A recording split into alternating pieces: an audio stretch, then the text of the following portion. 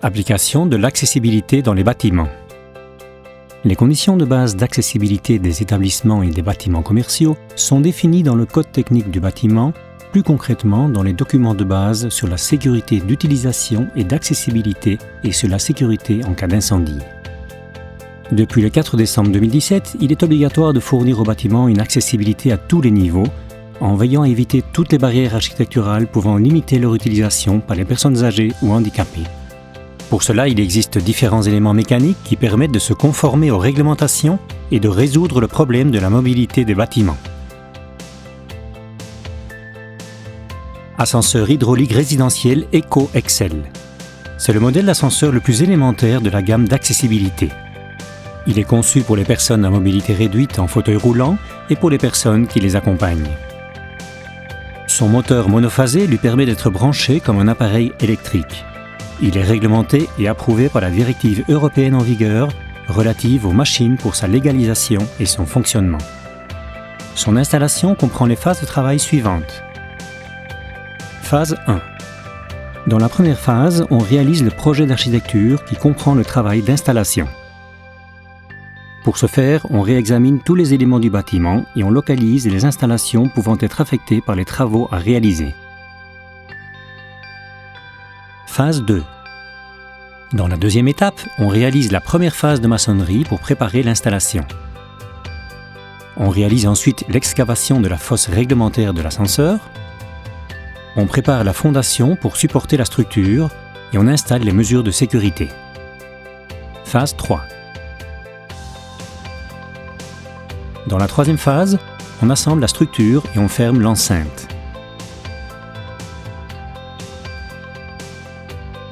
On effectue l'assemblage de l'ascenseur en installant les pièces mécaniques et électriques, puis on met en place les mesures de sécurité nécessaires.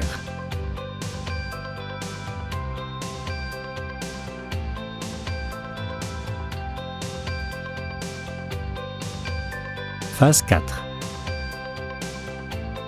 Lors de la dernière étape, on réalise la deuxième phase de maçonnerie et d'achèvement des finitions, puis on enlève les éléments de sécurité. On effectue ensuite des tests, puis un nettoyage général de l'installation en vue de sa livraison au client et de sa mise en service. Dans cette phase de l'ouvrage, le client reçoit tous les documents liés à son installation. Plateforme inclinée droite. Le monte-escalier EXC I2 est la solution idéale pour rendre accessibles les escaliers droits intérieurs et extérieurs aux personnes à mobilité réduite. Sa capacité de charge et sa robustesse, associées à sa conception extrêmement fine, en font le plus compact du marché. Il occupe un espace minimal et améliore la qualité de vie de nos clients. Alimenté par un courant monophasé, sa faible consommation et sa facilité d'utilisation garantissent un confort et une longue durée de vie du produit au service des utilisateurs. Phase 1. Le projet d'architecture est réalisé dans la première phase d'installation de la plateforme, dans le cas où il est nécessaire de modifier des éléments communs. De la même manière, on localise les éléments des installations pouvant être affectés dans l'environnement de travail. Phase 2. Dans la deuxième phase, on passe à l'installation des mesures de sécurité. Ensuite, on réalise l'installation de supports muraux ou de piédestaux en fonction des besoins de l'installation. Phase 3. Dans une phase finale, on effectue l'assemblage de la partie mécanique et électrique.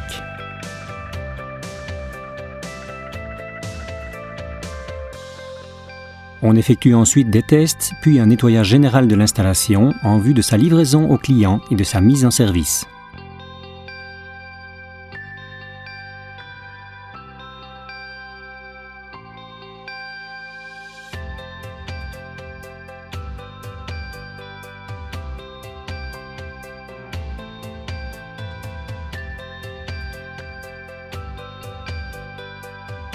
Dans cette phase de l'ouvrage, le client reçoit tous les documents liés à son installation.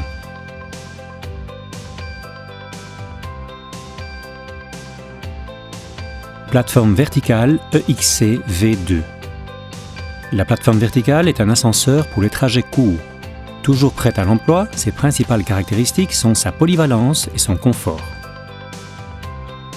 Ces dimensions sont adaptables aux personnes à mobilité réduite qui se déplacent en fauteuil roulant et à leurs accompagnants. Elle fonctionne en courant monophasé avec une faible consommation et est fabriquée conformément aux normes de qualité et aux réglementations de la directive européenne sur les machines. Son installation comprend les phases de travail suivantes. Phase 1. Dans la première phase, on réalise le projet d'architecture dans le cas où il serait nécessaire de modifier des éléments communs. Ensuite, on procède à l'installation en localisant les éléments pouvant être affectés dans l'environnement de travail. Phase 2. Dans la deuxième étape, on réalise la première phase de maçonnerie pour préparer les besoins de l'installation. Une fois les travaux de maçonnerie terminés, on achève l'excavation de la fosse et de ses fondations. On procède ensuite à l'installation des mesures de sécurité nécessaires. Phase 3. La troisième phase consiste à assembler la structure et à la fermer.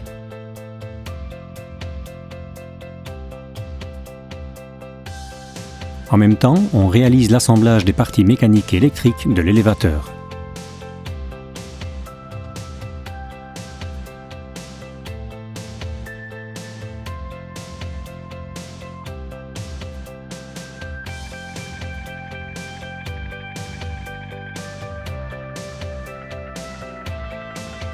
Phase 4.